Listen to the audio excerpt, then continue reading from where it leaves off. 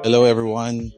So, Sean here, and I'd like to share to you the first day and launch of Ignite EVAF, the Evolution, the 13th Philippine Electric Vehicle Summit. Let's check it out, the brands, the chargers, and everything about electric vehicles. Let's go. They have the Link & Co. Very familiar Cherry Tigo. It's a PHEV, a DMI, EV van, the Share Traveler. This is under Photon. It's pretty much to see good na like you can see all variants before. Isang type of vehicle lang. Nasa-solve niya yung some of the problems and consumer na gusto naman nila mag-EV but wala pang market for that. And then ito, meron na. Meron na for van. Na like multiple for family van talaga. Pwedeng pampasero pa. And then the very familiar Radar. The Radar pickup is very known na for a couple of years. Some of the government already procuring some of these vehicles. Kasi ito yung mga unang EV na full electric. So the Radar RD6. And it's available na. They just recently introduced. Then we have the BAIC B60 Beaumont EV. Meron din na B30 Dune, which is the very affordable vehicle. But here, nakita mo naman, very luxurious feel. And I think it's really good to see na may ganito vehicle. And very familiar and sikat sa Middle East market. So, marami na rin nakita nito sa roads. So, it's good to see. Jetour T2, PHEV DMI. Ito naman, it's you can see it's like the Range Rover, but kayang lumaban ito, very affordable. And so, ito yung mga ayaw na pumabot ng, ayaw magbayad for a Range Rover.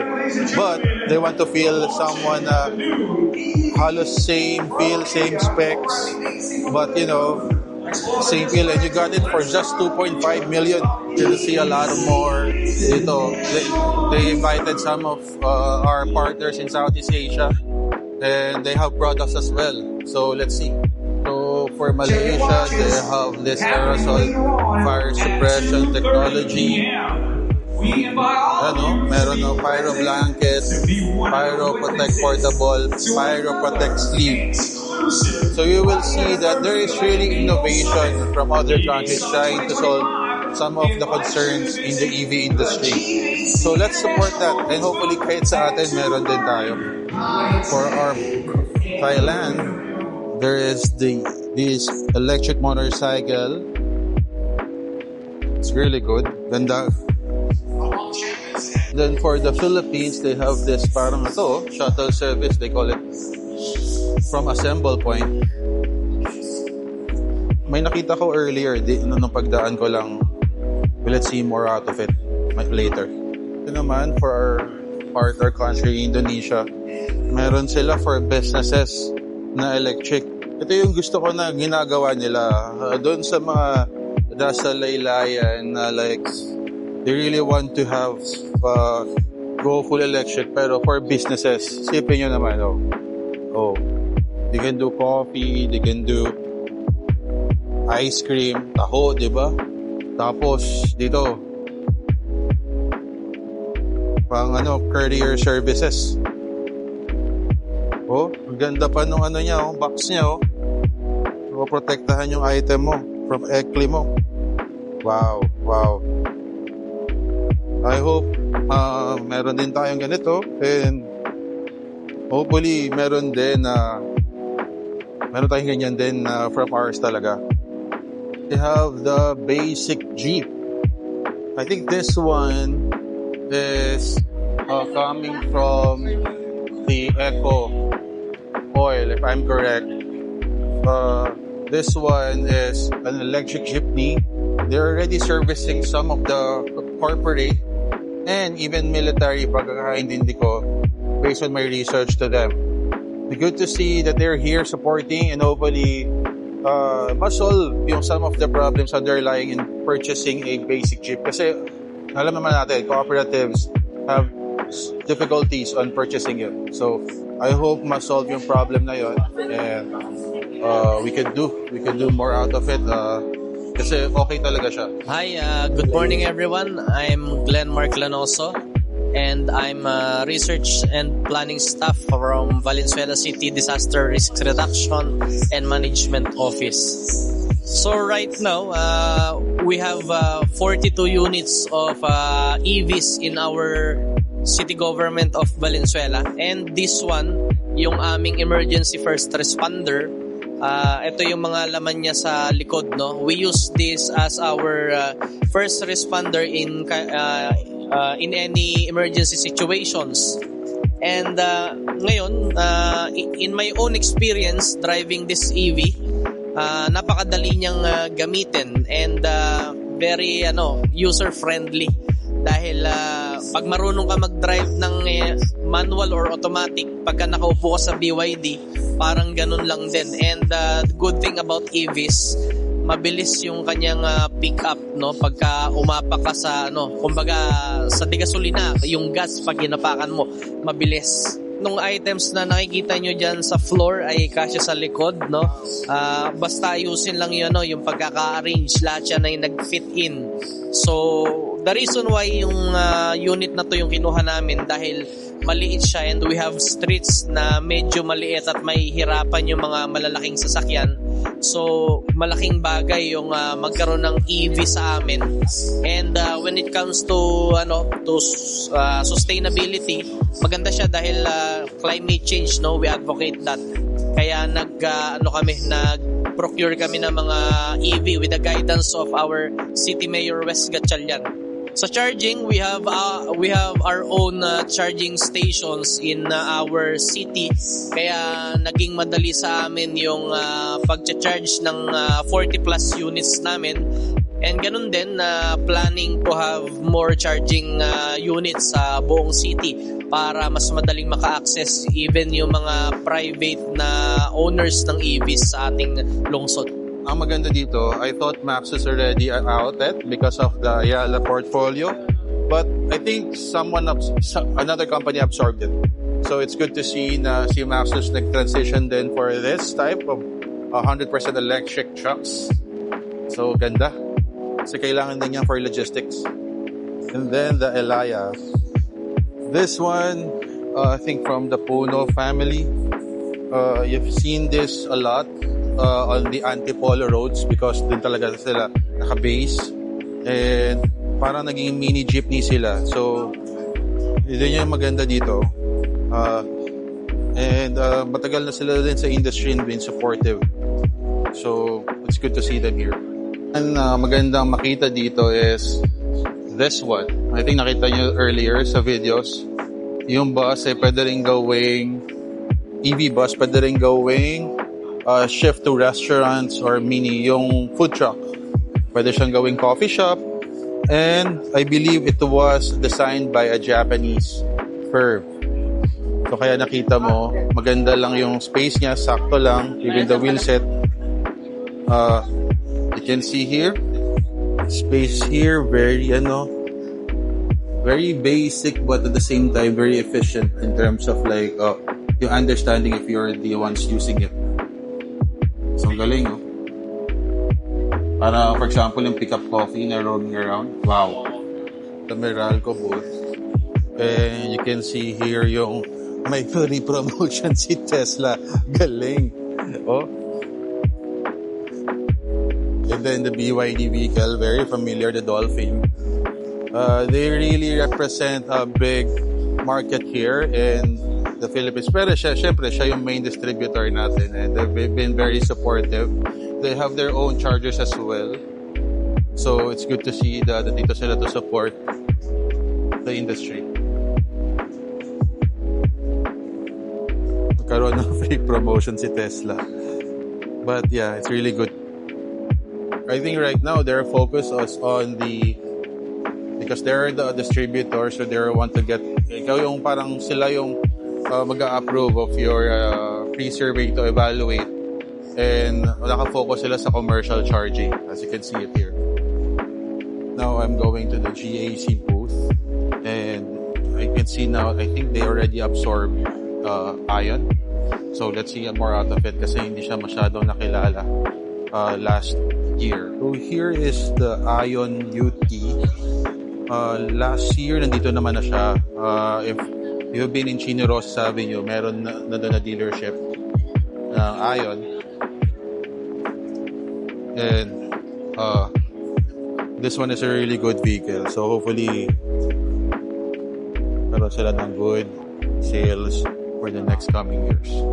This one is very familiar na sa inyo, yung M8 PHEV. Ito yung palaban nila for some of like the DMI of BYD, the Zeekr 009. This one is really good as well. The range of it is pretty good, and if you are a person that have a range anxiety, this is perfect for you.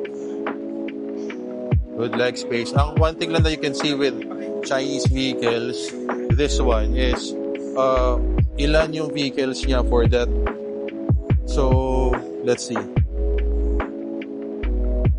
So very ilan lang yung space niya for a person. Hindi siya pwede for 12. So sa parang like Captain 6 yung nangyayari. But it's really good. Even may table. I do think may fridge pa siya. So yun yung nagsa-stand out. I think one thing's for sure, Tojo Motors, they've been here ever since for the EVAP. And kilala na si Tojo ever since. They fit to different We are the very first insurance provider who offers coverage for the EV owners. So for the EV1, we have range anxiety, charger covers, enhanced battery coverage, loss of use, and ADAS. So lahat yon kung ano yung mga components ni electric vehicle, kino-cover namin. So makaka-benefit yun sa mga clients namin kasi it's more on the coverage about the electric vehicles unlike sa mga traditional from other providers. Kasama ang towing, we call it range anxiety cover. Meron tayong towing assistance. Meron din tayong charger cover, which is yung mga charger cover natin like wall-mounted mga wires is we treat it as a standard accessories ng mga EV. So automatically covered sila. Yes, sa mga clients mo, mga nanonood po sa atin ngayon, kuha po kayo sa amin ng EV1 coverage. Malaking benefit ito mostly sa mga EV owners natin. So Pioneer is the number one insurance company in the nationwide. So makakaasa po kayo sa amin when it comes to claims covering your EV units. So let's choose Pioneer. We could start now with Omoda J7. This one is really good kasi 1.8 and then you get 1,400 kilometers of range. Not bad. And then you got an Omoda E5. This is the crossover. This one is really good. I've already test driven it. I have videos upcoming for this. And for that price, it is really not bad. Ang maganda kay Omoda J2 is yung warranty niya is by kilometers and well as the other, I forgot it. But the good thing about this is covered niya. So wala ka na talagang iisipin pa. And the very, very popular, the donut brand, sasabi nila, Jayco EJ6. It's the box type. It's like the mini Jeep Wrangler. And ang maganda kasi dito, ang ganda siyang bihisan. It's for China, that's called iCar. We will have a content with Eric about this. And show you the difference between EJ6 and iCar. But at the same time, support it. Ganda kasi talaga eh. Kaya tawag iCar, diba? Parang letter I, yung headlight niya. What I like about this is dun sa interior niya, which I have on na-share ko na yung video about it, is it's very luxurious feeling pero parang very practical din sa loob. And user-friendly siya at the same time. I like ano yung meron sa dashboard niya. It caters to people na gusto yung technology but not too much out of it. Yeah, I like it. What I like about ScootSafe and Segway is they're part of the AutoHub group. And the brands from Segway, it's really good in terms of ride efficiency. Maganda yung scooters din nila, maganda rin yung two wheels nila on the road. And they're all available nationwide. Ang gusto ko lang dito kasi sa kanila is if you're from Visayas and Mindanao, because Auto Hub owns some of the brands like Triumph, Vespa, papasok na rin nila doon si Segway. So doon sa mga interested na coming from Visayas, Mindanao, don't forget to reach out to them. And at the same, and meron pa silang parang insurance product which is Could Save na with the Segway Group. Hindi naman sa nagiging bias ako, but what I like really about them kasi it's already giving all the needs sa'yo. So, if you guys want test it out, check it out here, and then if hindi niyo abutan yung EVAP Summit, you can go and test drive to the dealership for Segway. Meron sa BGC, meron sa may Ortigas Avenue, and meron din sa upcoming sa Visayas sa Cebu, and sa Mindanao I think sa Davao. Pero not sure pa. What I like about this is parang siyang Porsche. Yung features kasi, when I test drive it, ang ganda. Ang ganda-ganda. Hindi ako nagsisi sa pag-try ko nito. It's very different feeling and parang very luxury practical, lahat all in one. So yun yung maganda kay Zeekr 001. Zeekr X, this one is I think one of the best mini crossover here. Display and EVAP, it's really fast. And like you can get 0 to 100 for 3 seconds. So yeah, if this is ito yung pinaka cheapest sa lineup nila, and let me know if you guys want to test drive it after the EVAP. I could hook you guys with it. So let me know.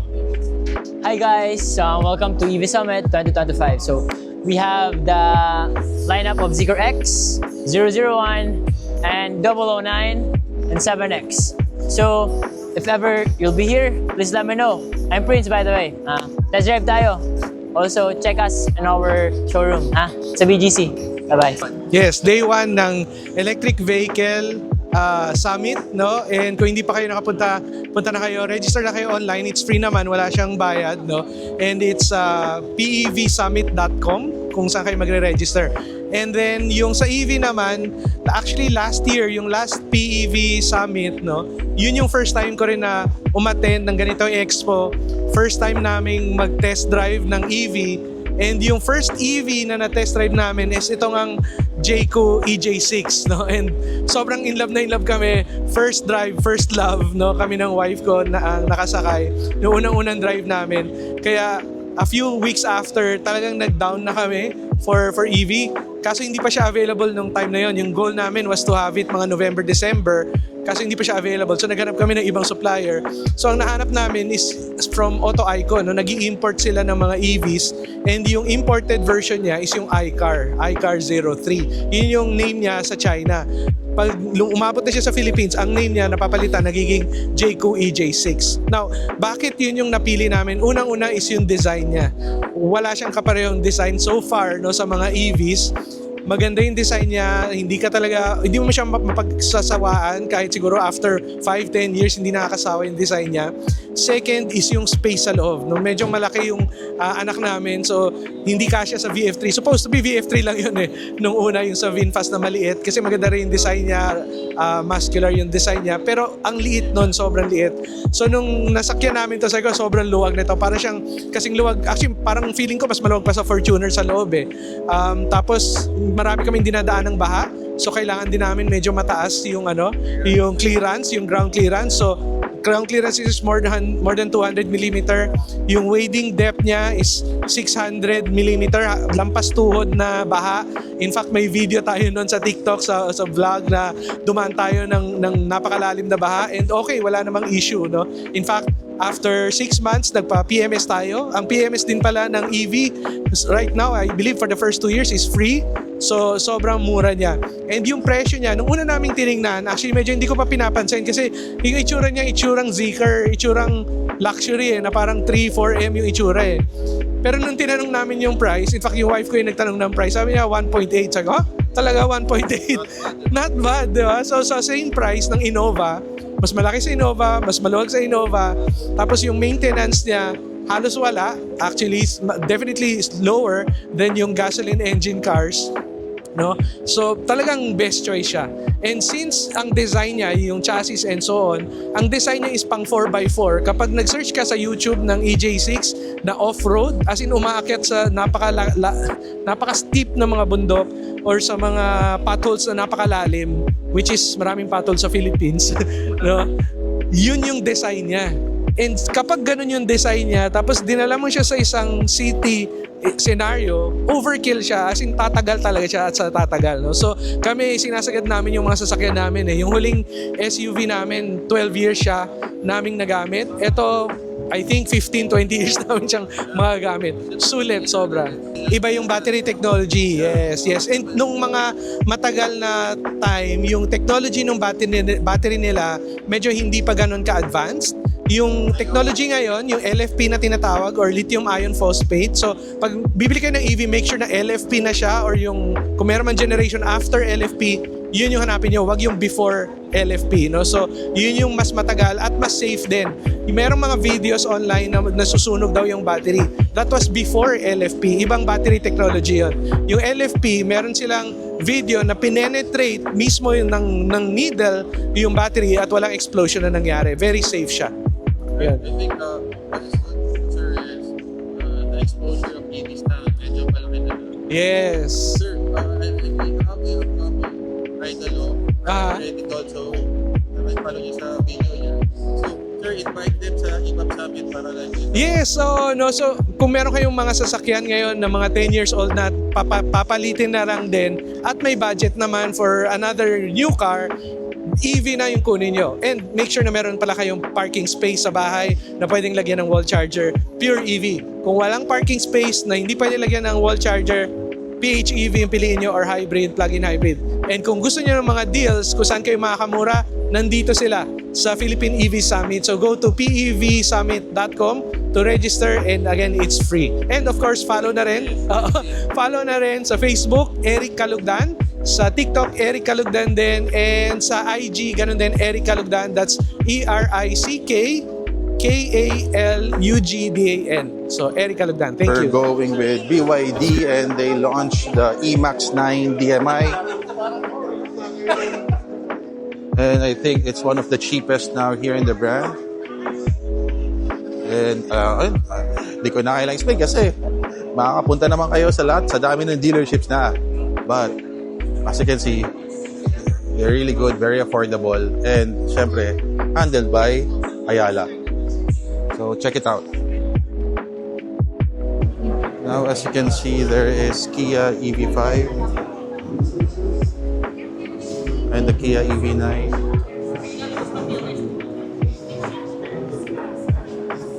It's good to know and see na marami na electric vehicles at marami na rin yung interest. Napansin ko na wala si VinFast sa IBAF Summit, so, and other brands as well. But syempre, may Mias na rin kasi noong umpisa. So anyways, sa mga peace out and abangan nyo yung next episode. Let's go!